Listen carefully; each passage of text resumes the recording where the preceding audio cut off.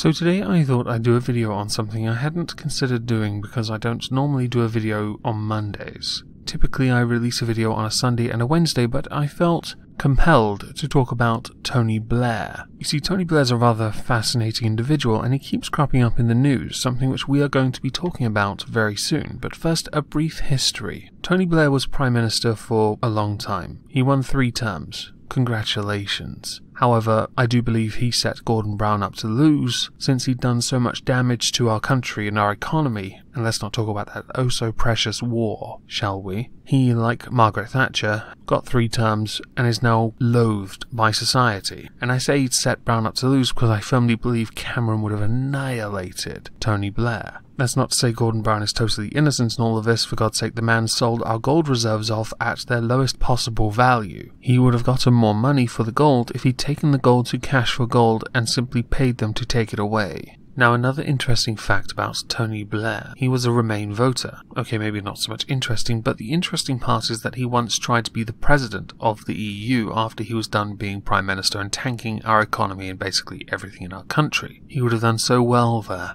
He could have done what we would love him to do, and that's destroy the EU from the inside out. Now, of course, he was unsuccessful, but since the Brexit vote happened, he has featured multiple times in the news, on the news as well, not just in newspapers, where he has advocated for either a second referendum or for the government to simply ignore everything altogether and carry on and form a closer bond with the EU entirely, ignoring the will of the people, which I think is a damning statement of the kind of person he is, all the while claiming to be this marvellous philanthropist. He's also a warmonger and a bit of an authoritarian. Who would have believed it? Now I want to focus on this Brexit campaign he's been working on because I think this is rather irritating, and I think it needs to be called out for what it is. So let us start with Article 50. So we have a baseline for what's going to happen, so Tony Blair can best understand what is going to happen, and then we will address quotes he has said and debunk every single one of them. Article 50. 1. Any member state may decide to withdraw from the Union in accordance with its own constitutional requirements.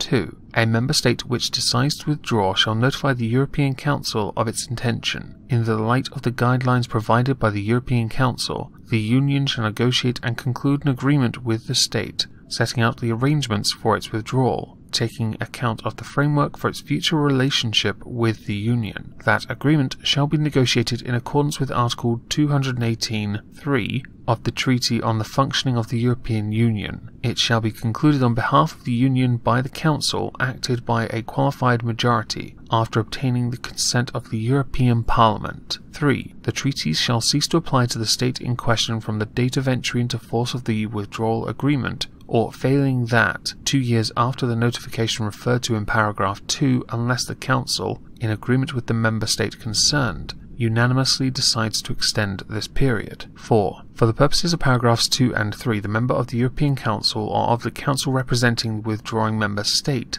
shall not participate in the discussions of the European Council or in decisions concerning it. A qualified majority shall be defined in accordance with Article 238(3)(b) of the Treaty on the Functioning of the European Union. 5. If a state which has withdrawn from the Union asks to rejoin, its request shall be subject to the procedure referred to in Article 49. 5 is going to be the one we focus on, because this is what Tony Blair has basically been talking about recently, and it bothers me. So Tony Blair has urged Germany to do everything possible to help reverse Brexit and keep Britain in the European Union. Now, originally I saw this on the Daily Mail, but I've got a source from inews.com instead. I thought I'd diversify my sources for once. The former Prime Minister has been a loud voice in the Remain camp since the EU referendum began, and has now asked German Chancellor, by a thread, Angela Merkel for help.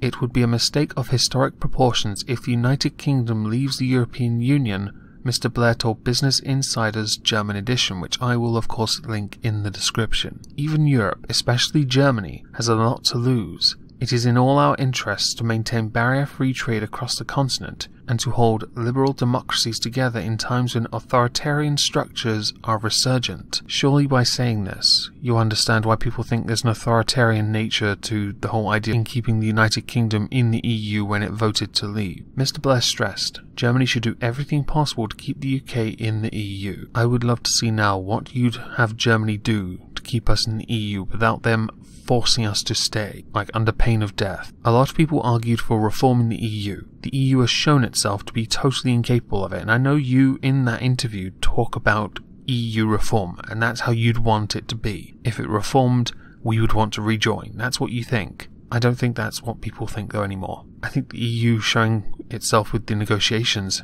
has shown itself to be incapable of being flexible. I don't believe the EU will reform. I, like quite a lot of people, believe it will in fact become a state. Federal state thing. You know, that thing that people threatened it would become? Yes, that.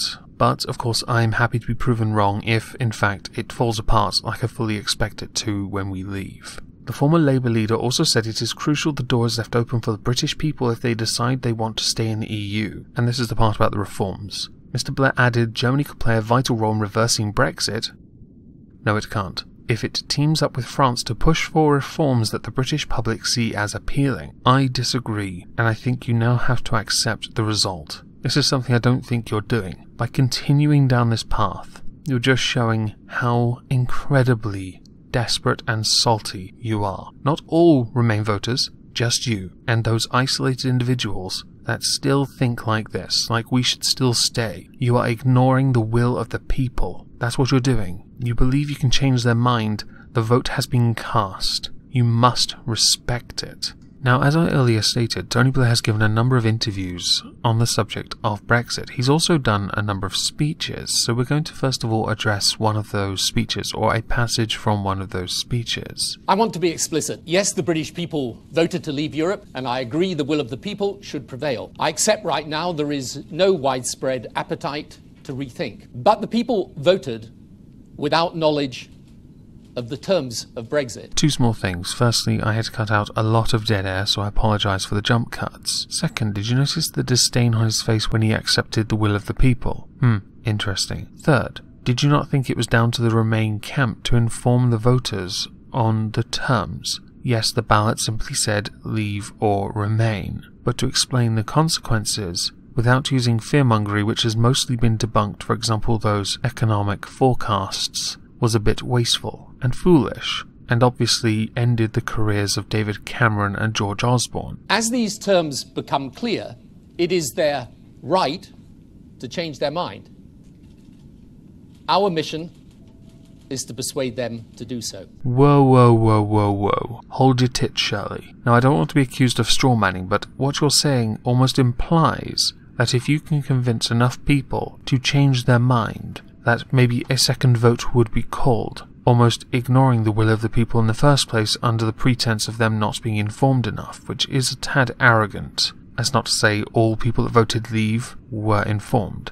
Of course some were not, but it is quite interesting that in one hand you respect the will of the people, then you call them stupid, which is basically what you did. I know someone's going to say, there's a straw man there. I don't care. It doesn't mean I'm wrong. And then you continue over to, if we can change enough of their minds, we can change the vote entirely, or get a second vote, which I know a lot of politicians would want, but it does fly in the face of the actual results. But anyway, continue with your speech, which comes from 2017, by the way. I will link it in the description. They will claim we're dividing the country by making the claim and the case. It is they who divide our country. Generation from generation, north from south, Scotland from England. Those born here, from those who came to our country, precisely because of what they thought it stood for and what they admired. So, this is not the time for retreat, indifference, or despair, but the time to rise up in defense of what we believe. That first quote before the jump cut was quite special, and quite frankly my favourite part of his entire speech. I did cut out about a minute of it, but it was utterly irrelevant, and I couldn't help but notice a nice little appeal to emotion about other nations coming here. Yes, and I remember quite clearly the backlash when people did come here. It was equivalent to the South Park, "They took our jobs." When was the last time you saw a Chevrolet in Tokyo? It doesn't exist, folks. They beat us all the time. This is bullcrap! Well, I ain't standing for this! We'll burn as hell! When do we beat Mexico at the border? They're laughing at us, at our stupidity.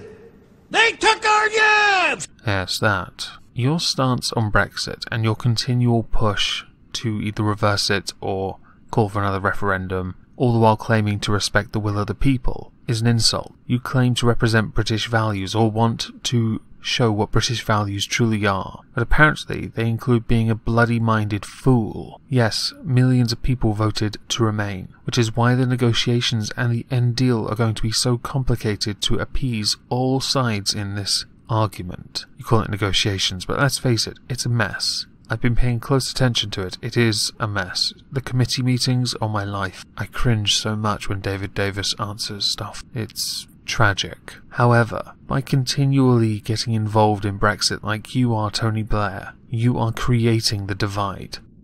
The vote must be respected, and as a consequence of that, we then must build upon that and leaving to try and bring ourselves closer together again. Politics are getting more and more divided every single day, with people more and more unwilling to work together. I get that. But ignoring the majority in favour of those that lost, or trying to make those that voted leave feel like they let their country down or are too stupid to vote, which is also basically what you're doing, flies in the face of British values, unless you think bullying is on top of that list, or self-deprecating but on other people's behalf, because you like doing that. Unless it's George Bush, of course, in which case you just bend over and let him fist you.